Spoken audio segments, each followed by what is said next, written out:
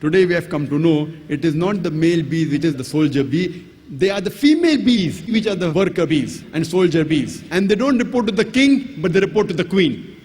Imagine, even the gender of the worker bee, the soldier bee, is mentioned in the Quran as the female gender, which we have come to know recently.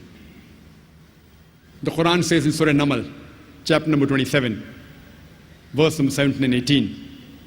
Before Solomon marched his host of men, jinns and birds, and when they approached a lowly valley of ants, one of the ants said, "O ye ants, get into the habitations, lest Solomon and his host will trample you beneath the feet."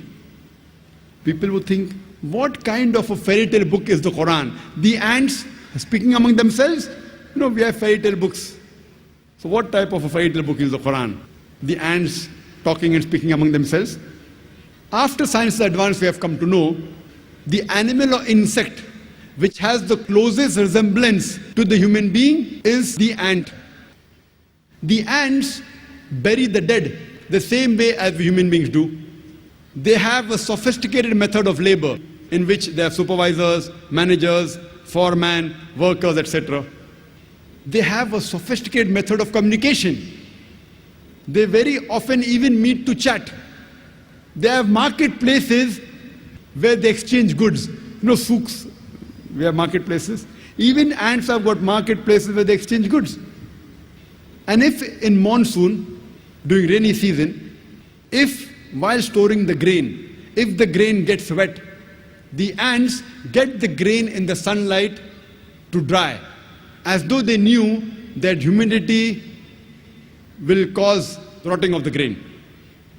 And if the grain begins to bud, they chop off the bud as though they knew that budding will cause rotting of the grain. Imagine, Quran speaks about the lifestyle of the ants 1400 years ago, which we have come to know recently. The Quran says in Surah Ankabut, chapter number 29, verse number 41, as to those who take for protectors anyone besides Allah subhanahu wa ta'ala, they build for themselves houses like that of a spider. For verily, the house of a spider is flimsy. Besides the Quran saying that any human being who takes for protectors anyone besides Almighty God, Allah, they're building for themselves houses like that of a spider, talking about the web. And the house of the spider is flimsy. We know that the web is a very flimsy house. But besides this, today we have come to know that many a time the male spider is killed by the female spider. The relationship of the husband and wife is not good in the spiders. So besides the Quran talking about the flimsy physical nature of the house of a person who takes for protector besides Almighty God, is also talking about the relationships in the house. In the field of physiology,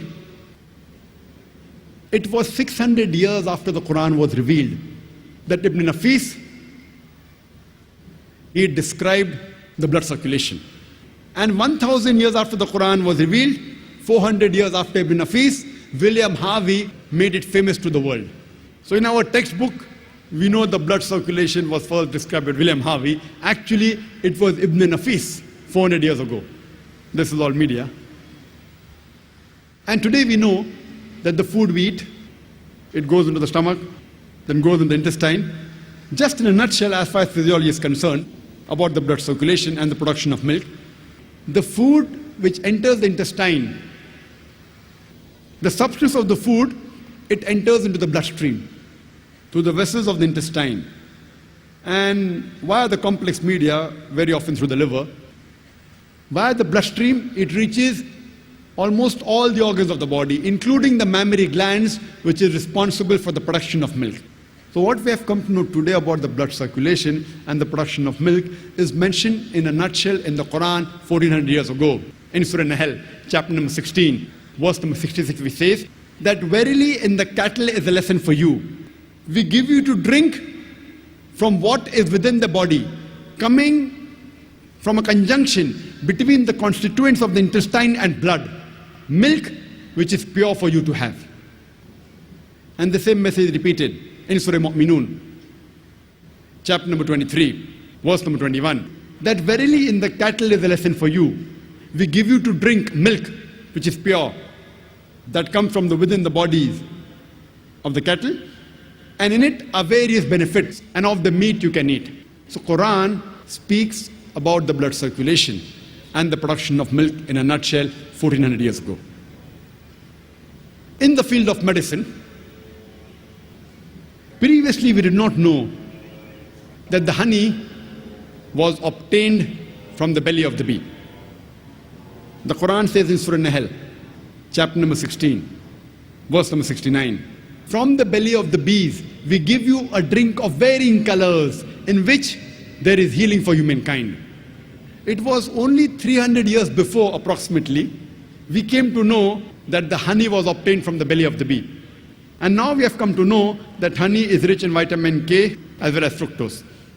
Recently we have come to know that even the honey has got mild antiseptic properties. No wonder the Russian soldiers in World War II, they used the honey to cover up the wounds, which prevented the evaporation of moisture, and the healing in the wound was done with leaving of very little scar tissue. And due to the density of honey, germs and bacteria were prevented to grow in the wound. And if a patient is suffering from the allergy of a particular plant, if honey is obtained from that plant and given to that patient starts developing resistance to it. Imagine what science has come to know today. Recently, Quran mentions that in the honey there is healing for humankind. In the field of embryology, there were a group of students who collected all the data that they could find in the Quran as well as the Hadith dealing with embryology. And they followed the verse of the Quran, Surah Nahl, chapter number 16, verse 43, and Surah Anbiya, chapter number 21, verse number 7, which says, فَاسْأَلُوا أَهْلِ الذِّكْرِ إِن كُنْتُمْ لَا تَعْلَمُونَ. If you don't know, if you are in doubt, ask the person who is knowledgeable. So these Arab students, they collected the verses of the Quran and the Hadith dealing with embryology and translated it into English and presented it to Professor Keith Moore, that was about 30 years back, in the late 70s. And Professor Keith Moore at that time was one of the highest authorities in the field of embryology. And he was the head of the Department of Anatomy in the University of Toronto in Canada. When he went through all the translation verses of the Quran and the Hadith, he said that most of the verses of the Quran which speak about embryology are in perfect conformity with latest advances of embryology. But there are a couple of verses which I cannot say that they are right. Neither can I say they are wrong because I myself don't know about it. And two such verses were the first two verses of the Quran to be revealed of Surah Iqra or Surah Alaq, chapter 96, verse number 1 and 2, which says, Iqra bismi rabbika allazi khalaq. Khalaqal insana min alaq. Read, recite, proclaim in the name of thy Lord who has created the human beings from something which clings a leech-like substance. So Professor Keith Moore said, I don't know whether the human beings, the embryo, embryology means it's the study of the development of the human being, the early stages of human being in the womb of the mother, for those who don't know. He said that I do not know whether initial stages of the embryo, that's the initial stages of human being, it looks like a leech or not. So he went in his laboratory and under a very powerful microscope observed the early stages of the embryo and compared it with the photograph of a leech. And he was astonished at the striking resemblance.